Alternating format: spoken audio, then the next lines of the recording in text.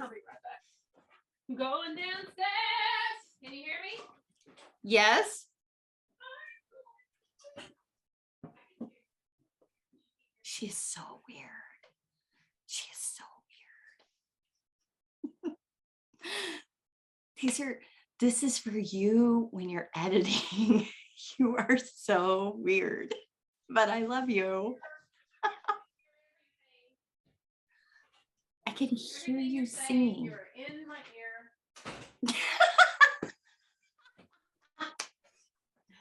Literally, Forgot about that. In my ear the whole time. I just wanted to leave you a message for when you were editing the video. It wasn't a message. You leave a message when somebody's not currently listening to you. Right. But I forgot you were currently listening to me. Sure. Right here. Whole time, right here. I'd be ashamed. But you have no shame. I have no shame. Alas, Elisa should have been ashamed, but she found herself entirely lacking in shame.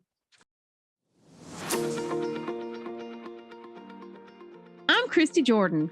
And I'm Elisa DeSalvo. And this is Narrow Path Living. In this show, Elisa and I share our hearts and strategies on how we navigate living in the world while not being of the world, learning how to walk in the footsteps of Messiah in modern day America. So come join us as we share our hearts, our lives, and the lessons we're learning along the way while seeking to be hearers and doers of the Word of God. The path may be narrow, but you never truly walk it alone. Hey, everybody. Welcome to another episode of Narrow Path Living. I'm Christy Jordan. And I'm Elisa DeSalvo. And in this episode, we're going to talk about what we do to help us stay on track. So I have to tell you, I am super excited about this episode because I have really struggled in the past to stay on track. I am easily distracted by all sorts of things. Like I can be reading the word and all of a sudden I will think of 3 things that I need to do or a couple of things I need to put on my grocery list, and it will totally derail me. And 30 minutes later, I will be like, oh yeah, I was reading, Yeah. And not to mention as wives and mothers, all those other things that require so much of our time and attention, it's really easy to even fall away from reading the word if you're not careful. It is. We wake up and people need us and you just kind of fall into your day sometimes. And before you know it, the day's come to an end and you haven't even had time to crack open the Bible. And that's what we really want to avoid, because we see the effects of that throughout our whole day, and throughout our lives. It affects our family life. It affects our relationships. It affects everything. And so that's really what we're focusing on today. How on the days that we are successful in staying on track, how we do that. Yes. Okay. So I have 3 strategies that I like to put in place. And as long as I stick with them, they work really well for me. So one of those things is a routine. I really have to have a routine. Just something simple. But there are key things that I need done so that they don't distract me. Like I make my bed. I make sure that there's just nothing around that I need to pick up. I clean my bathroom, just a real quick, easy clean. And then I can sit down and I can really focus. Do you use routines for yours too, Christy? I know none of the things that you just mentioned. Things you just mentioned. So there are people who make their bed when they get up in the morning, and then there are people who make their bed when company comes. They might be looking into their bedroom. I get it. My mother is a person who makes her bed every day. She has to. And if not, like she has no peace, and we don't do that. I know some of y'all are just horrified, but then some of the audience is like, my people. So, and I don't know. Elisa mentioned this earlier when we were talking about this show. She and I have similar goals, and we tend to have, I would say, probably an equal amount of success at achieving those goals. We're both very dedicated to the word and staying in the word. And that's something we really strive for with, I would think, an equal amount of passion and drive. I But think so. the way we carry it out, polar opposites. Like, we have a lot in common. Oh my gosh.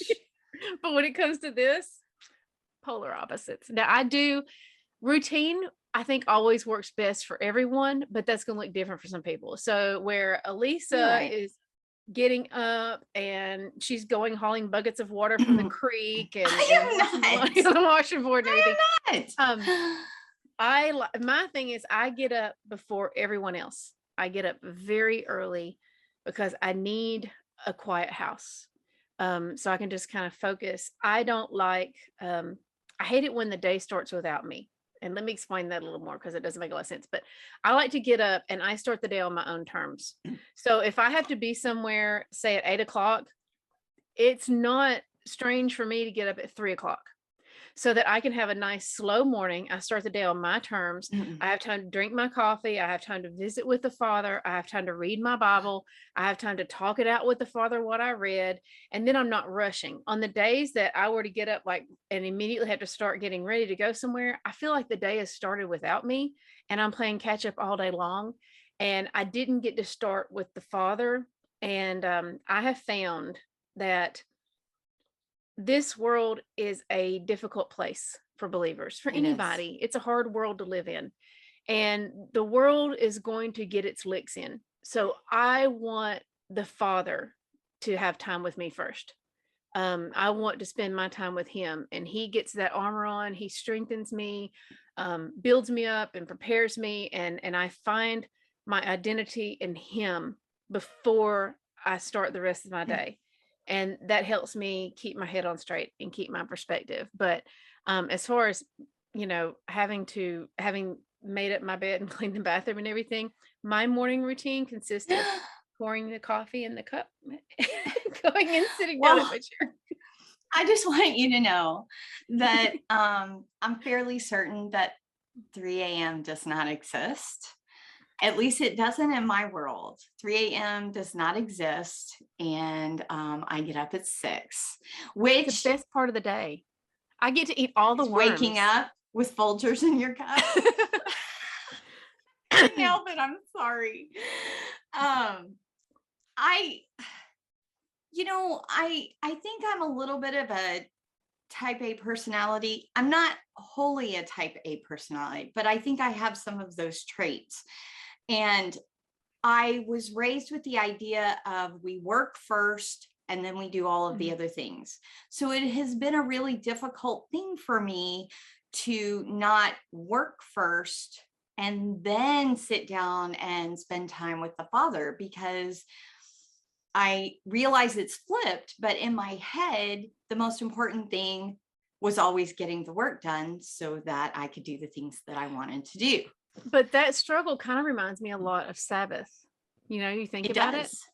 I know it sounds crazy to some people, but like when we started keeping Sabbath, we really struggled to rest and not work. That was hard for us. Now I'm absolutely not negating your strategy if that's what works best for you, and I can clearly see that's a way that's going to work best for a lot of people, and that's an important thing for us to remember. Whereas, like, I'm an early morning person. Elisa she's a really good in the evenings and stuff. Now, 6 o'clock, don't expect me to think. I'm done for the day. I'm exhausted, and so we all have our natural rhythms. A lot of times I see people feel guilty for not getting up early in the morning and studying their Bible. Well, they may be on a schedule where they're actually able to focus better in the evenings, and that's fine. Absolutely. It's really important to find what works for you, and don't feel bad because what works for somebody, maybe even somebody you look up to, you just can't make it work for you. It's not we have an audience of one. It's not about following other people. And so that's why I think this is going to be a more helpful show, because we do have Elisa's here in terms of how we do our things. Yes. So my number one is a routine. I make it really simple. It's a morning routine and evening routine, because in order for my morning to be successful, I have to make sure that I start successful. So I end by making sure that the dishes are done and things are straightened up, so that when I get up in the morning, the only undone things are like making the bed. And so I used to work in my kitchen, and I used to study in my kitchen, and I was always distracted by things, you know, whether it be people or animals or whatever. I was always distracted. But now I work in my bedroom. And because I work in my bedroom now, I need my bed made up. Because if I haven't made up my bed, then I'm constantly thinking about it. I need to make my bed. I need to make my bed. So these are little things that I do so that they don't distract me when I sit down to do these things. The other, number two, would be that I need a dedicated place. Now, I know Christy does it wherever she feels like it, but I'm a little more structured. They don't know that about me yet. I need a place where all of my things are, because when I was in the kitchen, when I was done, I would either stack my stuff on a stool or I would put it away. And that led me to have days where I didn't read, because frankly, I didn't want to get all of the stuff back out and spread it all out. But once I got a desk in the bedroom, then all of my stuff is here and it's in a place. And when I sit down, I focus on what's in front of me. And that has helped me a tremendous amount. Maybe if I'd had different organization stuff in the kitchen for my things, it might have worked out better, but this has just been such a blessing, and it really helps me stay focused. I think it's really important. I think you hit on something that's hard for a lot of mothers, especially of young kids, or, really not even young kids. If you've got a house full of teenagers, it's hard to have time where it's a dedicated time and people aren't interrupting you or constantly coming and asking for things, because they don't realize it's a habit.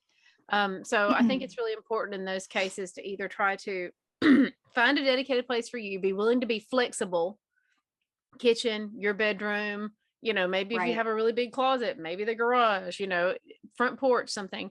And also maybe set some very loving boundaries and try to help teach your kids, hey, mama needs this amount of time, to herself, or find them something to do, maybe right after you feed them breakfast. I don't know. But I think, your flexibility of being able to move from the kitchen to the bedroom, that's made a big difference for you. So we do have to be flexible, because nobody has an ideal, I don't think any of us have an ideal. Yeah. I have a friend who, she just does her reading every morning with all of her children. And that's how she stays on task, because she has just involved them instead of seeking separate space. Yeah, that's wonderful. And it has really worked for her. I'm not sure it would have worked for me. Because again, I need structure, but I love it. When a long time ago, I read this interesting article about this writer, and he said that every morning without fail, he got up and he sat in the same place. He drank the same drink out of the same cup, and he wrote. And it was as if he had trained his brain to do this at this time. And this is how he counteracted things like writer's block and stuff. Yeah. And I just really thought that was so great. That is smart. So in a way, that's kind of what I do. I have a routine, and I sit at the same desk and I drink my coffee, and it's all the same. And so it helps get my mind set for that. Yeah, that is really smart. I'm gonna let you keep going, and then we'll go into mine after. So we were trying to decide ahead of time, did we go back and forth or do we just, and I think Elisa, because she has such a different style, because we both have different styles, I think it's best if you just continue going through all yours and then we'll do mine. So if any of y'all are watching this and thinking, I could never be as organized as Elisa and feeling like failures, hang in there because I'm fixing to make you feel real good about yourself. And if any of y'all are organized like Elisa, hang in there because I'm fixing to make you feel really good about yourself. Go ahead. Okay, so my number 1 is routine and my number 2 is a dedicated space. My number 3 is a set time. I kind of view it like a date. You know, you're going to go out and have a date at 6:00 p.m. Well, every day I have a date with the Father starting at 6:30 in the morning. And that gives me enough time to get up, do a few things, sit down and focus. And as long as I keep that time, and I even have a timer on my phone that says it's 6:30. And as long as I keep that time, it helps me stay on track. It's rare, unless something comes up, it's rare for me to hit 6:30 and not be heading to my desk, you know. So as long as I put all of these together, I am fairly successful at staying on track. And when I do sit down to study, I like to start with prayer. That sort of gets me my mindset. And then I like to spend time in my battle book, which Christy and I are going to talk about later.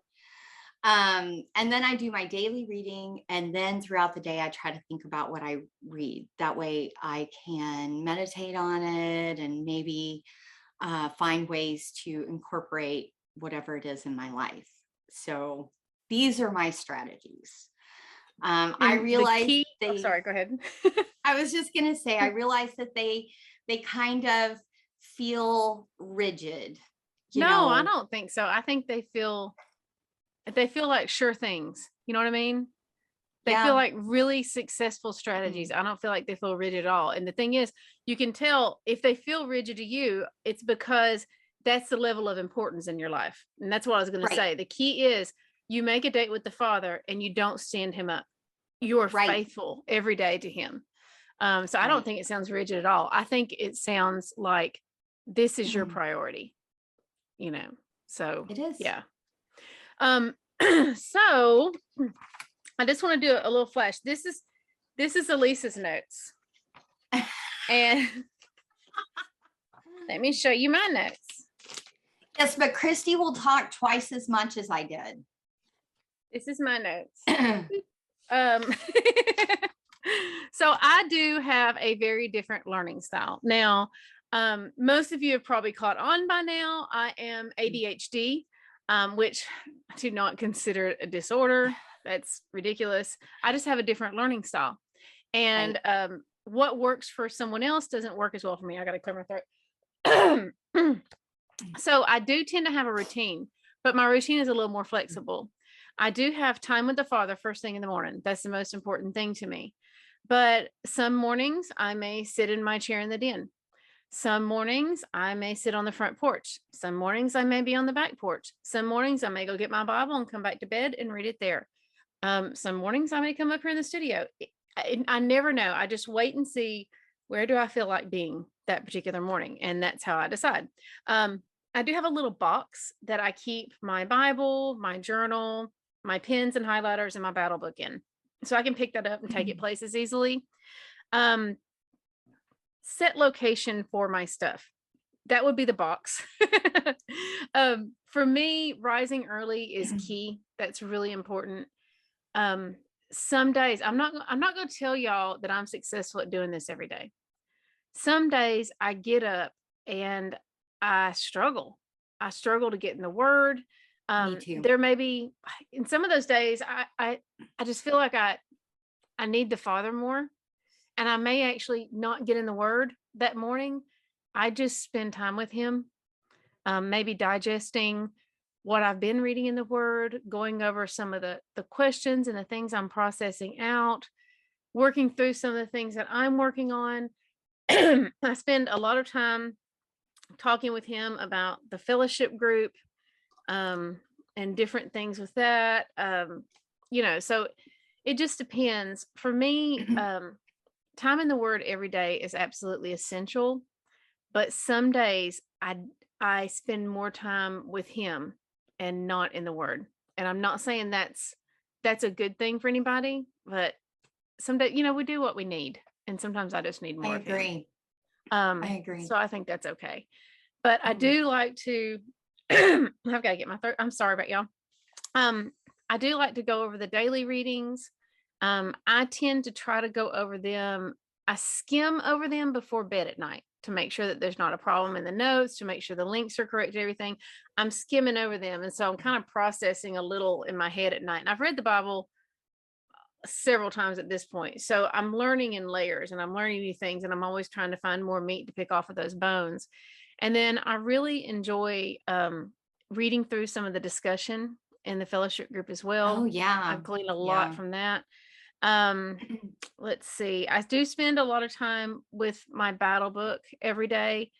I find that for me, especially, that helps me to focus. It helps me to get my head on straight. I have written out I have a list of priorities in there that I look at every day. I have a list of things that motivate me and remind me of my purpose that I read through to kind of help me get my head on straight. And then I have, different prayers. I tend to pray mostly in conversational style to the Father, but I also really enjoy praying the prayer that I wrote for the fellowship to kind of help me, remind me of the importance of that and the significance of that in my life. So I go through those things. I do tend to learn in a lot of different ways. So I like to incorporate as many of my senses as possible. And it depends on kind of where my attention is that day. I like to listen. I like to listen to the audio. I like to read along as I listen to the audio. I tend to interact with my Bible more. I do a lot of highlighting, a lot of note taking and writing in it. I do a lot of journaling.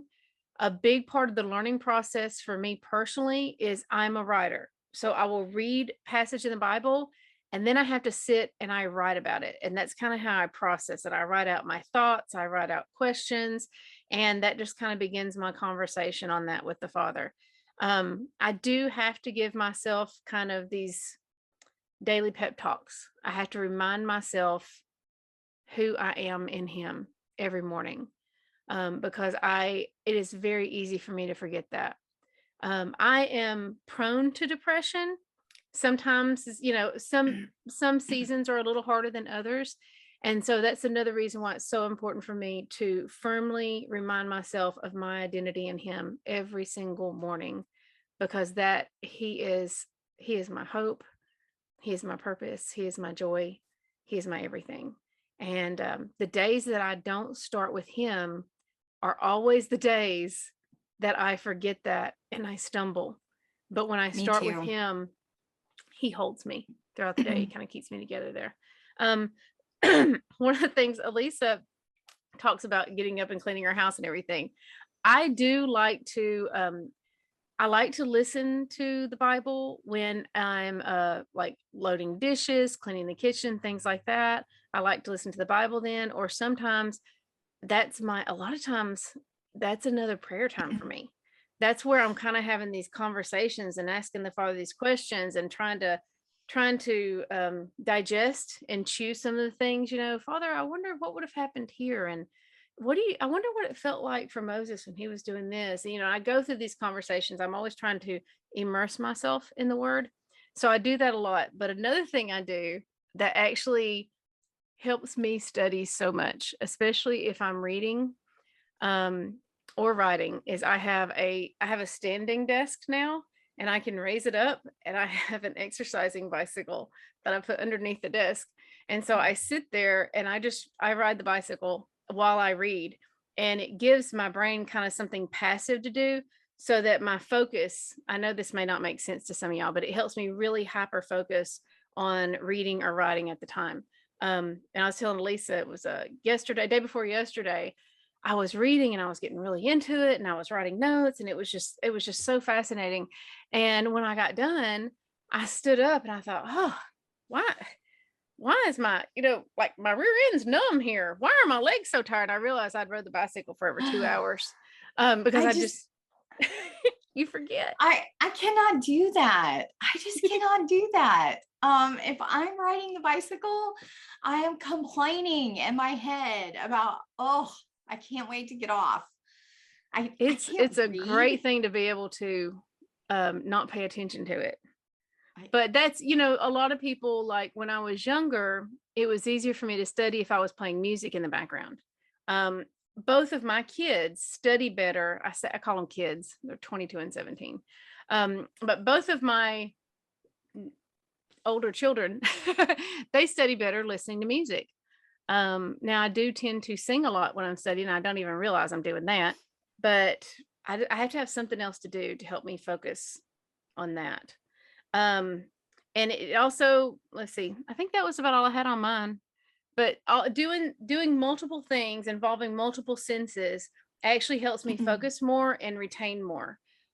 Whereas like Elisa or like my mother, a lot of people, probably most people, if you were doing anything other than reading the word, it's going to distract you and you're going to have a harder time doing that. So you need to realize that, find what works for you, and Right. what works for somebody else. If it doesn't work for you, don't feel like that's a shortcoming for you. You have a different learning style. It's okay. Right. Keep trying and find out what works best for you. And that's totally okay. Do you want to talk about battle books? Yes. I love my battle book. It is probably the best idea someone ever came up with. Someone? And that took you a long time to get there. Now, I do want to say that I did have this idea, sort of. I just hadn't, come up with the whole battle book. I mean, battle book. I don't care. I'm just messing with you. Brilliant. I know. I'm just teasing you. So this one's mine. I have not bought. Oh, I never printed. I don't have a cover page. This one's mine. You didn't print it out? No, I have some Bible verses in here, but this is my battle book. I had to get a bigger one because I got too much stuff in it. I need to buy a new one, but I wasn't. See, I waited because I wondered if I was going to need a bigger one. Yeah, so I ended up going big pretty fast. So I really recommend these extra large dividers because you can see them. And I looked for those and I didn't find them, but I found these, and these were at Staples, and they have actual pockets, and these are really long too. So they work as well. Oh, that's nice. I like that. So the way I use my battle book is that, Christy talked about how it's important that she does these pep talks to help her remember who she is, and I kind of use my battle book in that way. I think we need to take just a second, kind of define a battle book real quick. Tell them what it is, kind of. So this is that okay? Absolutely. Okay. So this is basically a notebook. It's a go-to notebook, kind of a spiritual notebook for us, where we keep prayers, prayer requests, notes, things we're working on, things that inspire us, things that help us in our walk. And we use it for different purposes. Like when you get up in the morning, I can open this book and I have pages specifically designed that I can glance over them, read over them. It's going to help me get my head on straight. It's going to remind me of my priorities and what I need to do. It's going to, when we start straying, this book is kind of an insurance policy. If you start lollygagging away from the trail, you're going to read this book. It's going to remind you to come right back. Right.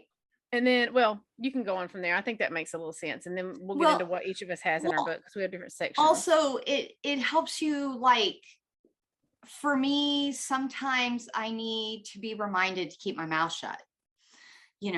Oh, And I'm not shaking my head because you need to be reminded. I'm you thinking, are. yes, we all do. You are. We all need that.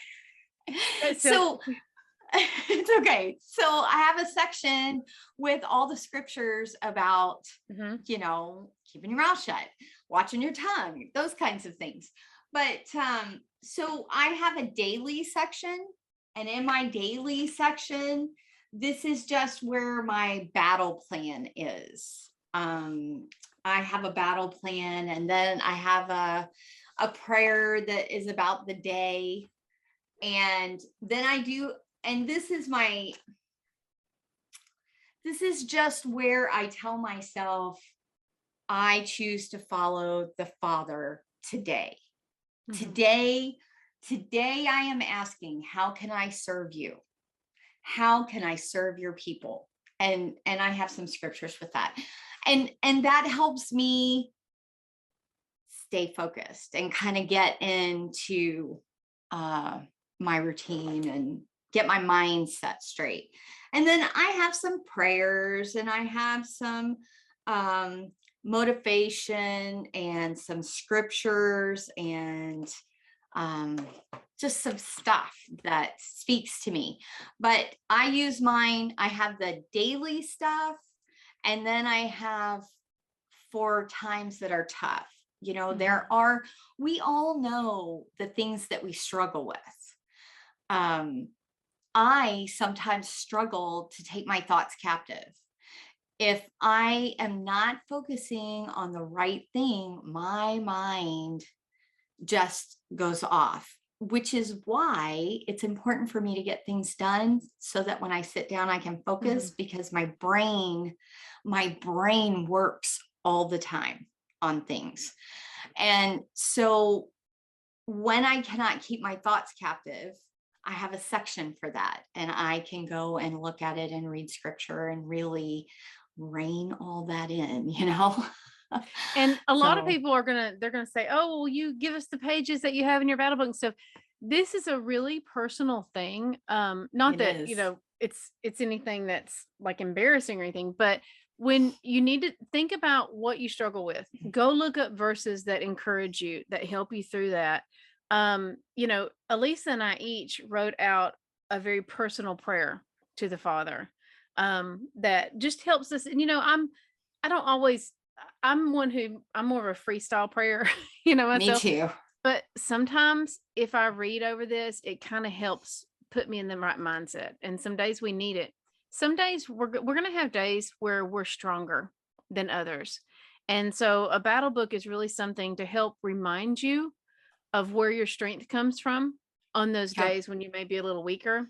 It also helps us stay a little more organized and helps us focus a little more on the word. So my battle book, I start out, let's see, I have a section on some prayers. And in that, I also include my prayer requests and things I'm praying for. I try to spend as much time talking about things that the Father has done in my prayers as well, and thanking him for that. Me too. It's so important that we remember that. Then I have a section on leadership to remind me of my responsibilities as a believer, and kind of help me, you know, stay at my absolute best. I have a section on encouragement on those days where that thorn in my side tries to tell me that what I'm doing doesn't matter, that I'm not helping anyone. You know, I hear those voices, and I'm like, nope, I'm going to encourage myself. I'm going to be encouraged in him because I am seeking to serve him and no other. I have a section on the group, the Facebook group. And that, now some of mine also includes like some writing projects and things. So I have a section on the Facebook group, things I'm writing for that. And then I have a section on working notes for another Bible study that I'm writing. And then Elisa had me add this last week, and I'm really glad she did. I have a section called Pod, and that's for the pit of despair. And that's when I'm in that place.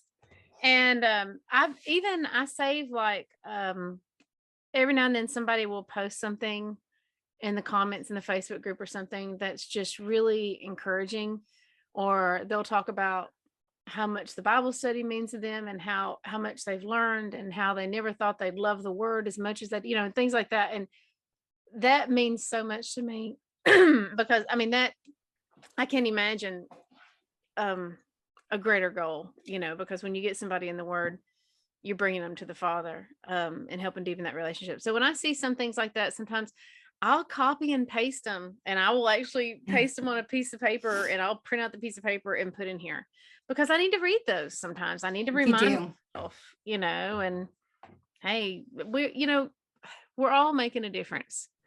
When we're seeking to serve the Father, he will give us an opportunity to serve him, and we will help people come closer to him through that. And we just have to remind ourselves, because whenever you do seek to serve him, whenever the Father is using you, there's going to be a lot of things that try to convince you he's not, so I think a lot of this show is about finding and maintaining our perception and understanding of our identity as his child. Yeah, absolutely. Absolutely.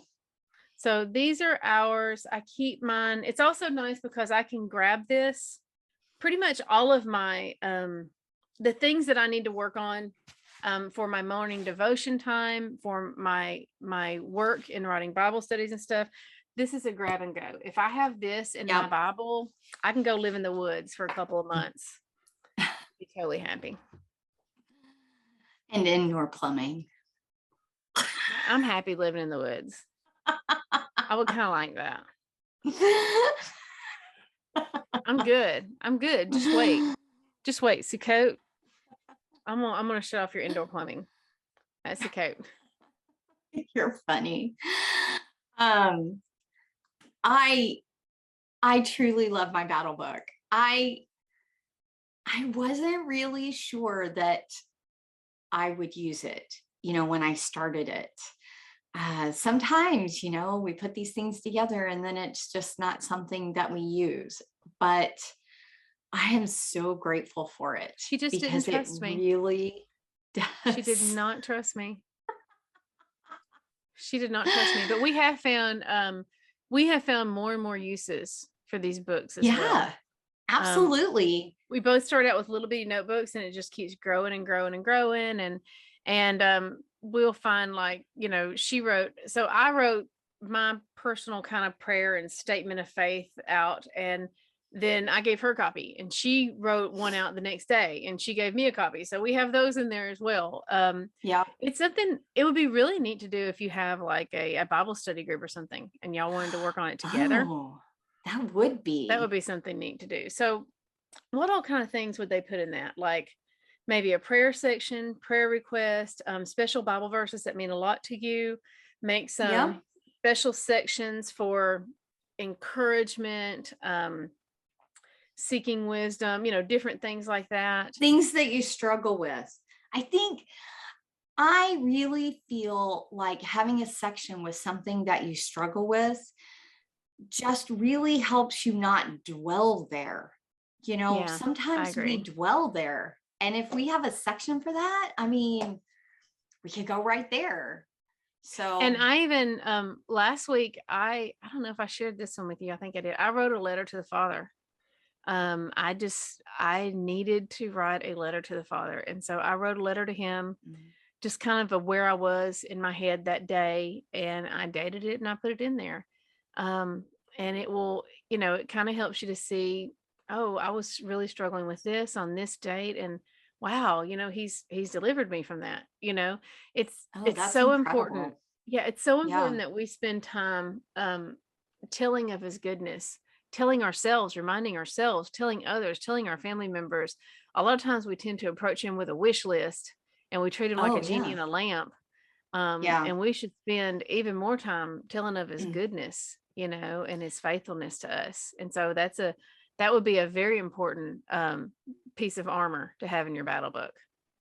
Absolutely. I have this outline of how I pray. I know that sounds very rigid, but I have this outline. Not rigid. It's a success strategy that works for you. I know, but a lot of people think that it's rigid, and but I have this outline, and when I pray, I like to do things like I always start out, you know, saying who the Father is. He's the creator, and these types of things. And then I am grateful. I'm grateful. I spend all this time speaking about gratefulness. I am grateful just to wake up every morning.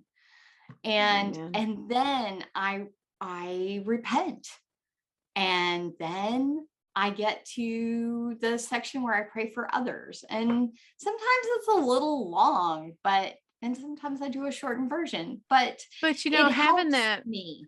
yeah, that keeps you from, because we do tend to, we wake up, we're excited, or we have a need at the forefront of our mind, and we rush into that, and we forget to show him the honor. We forget. So having that Right. structure is going to make sure that you do the do's, and that you keep the priorities, that we honor him, we praise him, we thank him, and we establish the attitude that we need to have in order to go forth with the fruits of the Spirit. So that is a very successful strategy. And on those days, most days, like I said, my praying is more free form. But on some days, if I'm just tired, or maybe some days, your brain is just tired. And I think, okay, I've written this prayer for days like this. I'm going to go read this prayer. And by the time you get done reading your prayer, your mindset is where it needs to be. And that was the whole point of, when we wrote those. Right. So I don't want to give you the impression that all of my prayers are like that, because I spend all day talking to the Father, just like I know you do. It is a constant conversation. And in actuality, I really cannot fathom how he has time for Christy, because I am constantly. I thought that was going to be because if I'm talking this much, she's talking way more. I always say, I think eventually, like when heaven comes down to earth, I just feel like the first time I'm actually in the presence, the Father's going to say, "Will you hush now?" It's like, I'm here. Will you hush now? Stop. No more. You're thinking it, because Elisa's wanted to say that a couple of times. But no, I do. I think you have to. And I think that's so important. I think that I really do. We talked about it before, but I think that's what praying without ceasing really is. And for all the time that we spend actually reading the word, we need twice at least as much time talking it out with the Father and processing it with him, so we can kind of digest it and, ruminate over it. So I think that's very important, to talk to him throughout your day. It is. And like you, that's what I do when I do the dishes, or when I'm in there cooking, or whatever it is, in the evening when I'm straightening up before we head to bed, these are the things that I'm talking, that's what I'm doing. Talking to the Father. The Father, the important thing to remember for all of us is he has always been faithful. He has always been faithful to us. And when you have been called to return to him, which is what all of us who are now reading the word, the whole word for ourselves, we've heard that call to return to him, and we've answered that call. And it's so important when we've heard that call that we are now teaching ourselves and training ourselves how to be faithful to him. And so anything that you can use to help with that. So, morning routines, set time of day, set location, all of these things, we're just setting up these parameters and putting these tools in place to help us remain faithful to him, to help us abide in him, and to help us continue to grow closer to him. So what may seem, Elisa's ways she keeps saying they seem rigid. I just think they sound like strategies for success. My ways may seem a little more, they're a little more play it by ear, but I'm still just as adamant about holding to them. The key is there are ways for every one of us to grow in our faithfulness to him. And you will find a way, or you will find an excuse. It's true. So often people who tell me they don't have time for the word, if you continue on with that conversation, you'll find out that they may be watching 2 or 3 hours of TV every day. They may be sleeping in 30 extra minutes every morning. There's all kinds of different things that we do. And these things we have decided are more important than reading the word. So it's really easy. If it's important to you, you will find a way or you will find an excuse. And the Father sees what we make time for. And that is his level of priority. You make time for what is important to you. So it's so important, no matter what works for you. I hope that some of our ideas might be helpful. I feel like we're so varied. Me too. we are. But what I would love to see is maybe somebody sharing some of the things that they do in the comments that work really great for them. And we would love it if you would like and subscribe. Yes, Elisa remembered. But please tell us in the comments what works for you, what your strategies are. We're not saying that we are by any means perfect or the model. We are fellow seekers of the Father. We are your sister. What we decided we were your aunts and ain'ts on the first episode. We're fellow seekers. We're all learning. We will never stop learning. That's one of the many amazing gifts of the Father is we never have to stop learning and we never have to stop growing closer to him. And so we just wanted to kind of have an honest talk and let you know that, some days we do really well. Some days we don't do so well. These are the things that we have found that help us ensure we have far more of those days where we work, we do well with the Father and we continue and stay on track with him. So I hope that was helpful. Me too. And maybe we won't wait so long next time. Stuff. Yeah, Elisa and I talk about this a couple times a day, usually, don't you think? Yes. Yeah.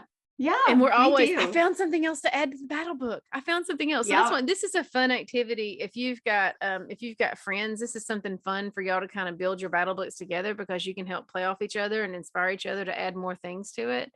I don't know, there's some things on the Seeking Scripture website you can add. I have the prayer for the fellowship group up there. I'll post a link to that below this video. Today I posted that little story about I can sleep when the wind blows. Different things like that might be nice to add. I love that. Something I considered, I don't know if they make them for these size notebooks, but we could buy those photo pages. Mm-hmm. And then when you write scripture on your note cards, you can slide them into the photo pages and put them in your battle book. Wouldn't that be awesome? Whoa. That is brilliant. Oh, I'm yawning. Let me tell you why I'm yawning. It is 3:00 in the afternoon right now. But to do this video, I shut all the curtains and I turn off all the light and I have room darkening curtains. So it's 3:00 in the afternoon, but my body thinks it's 6:00. And so I'm like, how is Elisa still awake?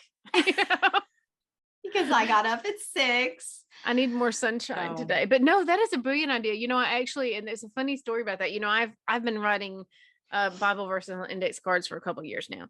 And so I probably had, I don't know, well over 1,000 of those. And I had them in this big index file. And then I had assorted little piles here and there. And so recently, before I gave up my P.O. box, which is already, that's trains done left the station here. I told some people in the fellowship group, if you would like to send in a letter, I had something and I said, I'll send this back to you, send me a stamped self-addressed envelope. And so I did that. And each one, until I ran out, there was a lot of letters. It was over 1,000. But I would put a little Bible, one of those index cards in there. And I only chose the Bible verses that were uplifting or encouraging. And not all Bible verses are like that. Some of them are a little more like eye-opening. And so I took out all the joyful, uplifting, and encouraging Bible verses, and then I have all that's left in this box is the others, what remains. And I told my daughter the other day, I said, Katie, if someday you're going through this box and you think, why did my mother only write out depressing Bible verses? I said, I need you to know I wrote out all kinds of Bible verses, but I gave the other ones away. So this is what we have. So now I'm really trying to only write like encouraging and uplifting ones, because I feel like my grandkids need are to going to look in that balance. box. Yes, they're going to look someday and be like, "Rrr." But if you were one of those people who didn't get a Bible verse, it's because we had so many letters come in. It was well over 1,000.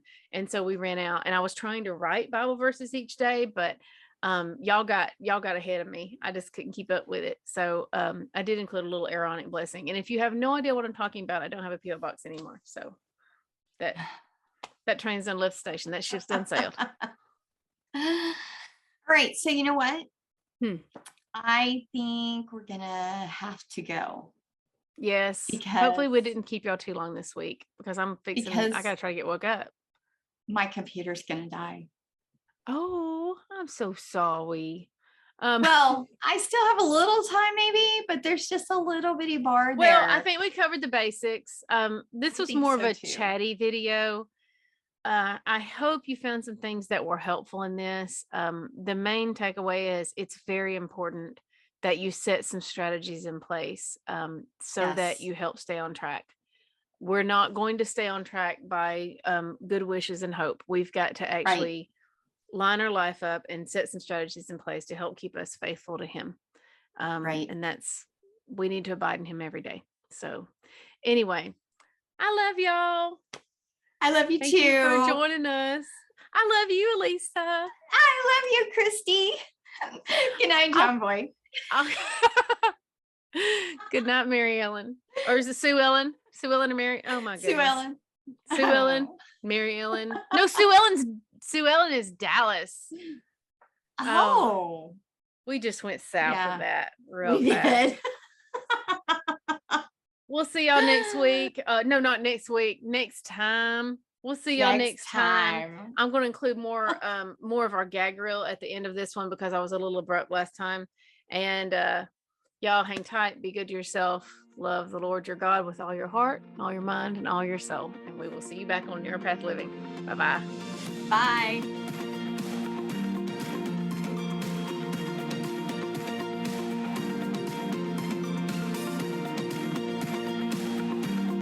Like the others. One of these things is not like the others.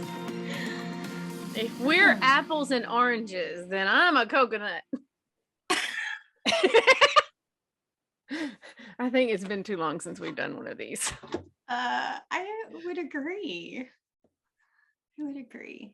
Okay. All right, I'm fixing to go serious. I'm going to get journalistic now. You ready? Journalistic. You ready to do our intro? Yes. What was our intro? I was just wondering that.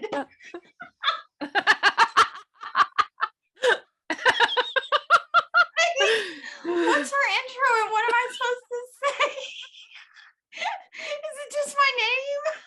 I hope it's just my name. Okay, you ready? Today we're going to talk about... I'm going to do it just like you said. Hi, I'm Christy Jordan and Elisa DeSalvo. Hi, I'm Christy Jordan, and sometimes I'm Elisa DeSalvo. Who knows? Facing the wall too much, and you've already got a fill light, so you're not going to have a harsh nose shadow or anything like that. That looks much better. I do have a harsh nose shadow. You just said harsh nose shadow as I sat down and saw a Well, no, you don't have a harsh nose shadow. Now you have a Rembrandt triangle on that side of your face. There's a huge difference. I don't want a triangle on the side of my face. Elisa doesn't have a triangle on her face. That means depth. That's good. Okay, can we just make it so? Can we just cut down on the shadows on this side of my face a little? Just cut down on them some. You want shadows on your face, but you don't want to cut it down too much. It's if you look like a Lego character with a flat face like that. Like it's not good lighting for you. Okay. Do I look like a skinny Lego character? It actually that's part of the reason I'm telling you to do this lighting setup. If you have a flat light on you, it makes you look wider. That's like not good. Have you met me? I mean, look at your skin, Brady. Look at your skin. Not whiter, not whiter, wider. You know you're making it in the blooper reel at the end of this video, right? There's a video on this? Yeah, this She's is recording from the moment she got on. Yeah, I think we're kind of getting more there. That looks better. That has more depth to it. I like that. I think you're perfect right here. That's set. Did you hear my son say that I'm perfect? I heard it. I think you're perfect. So That's about right. Now she looks like she's about to sing Bohemian Rhapsody.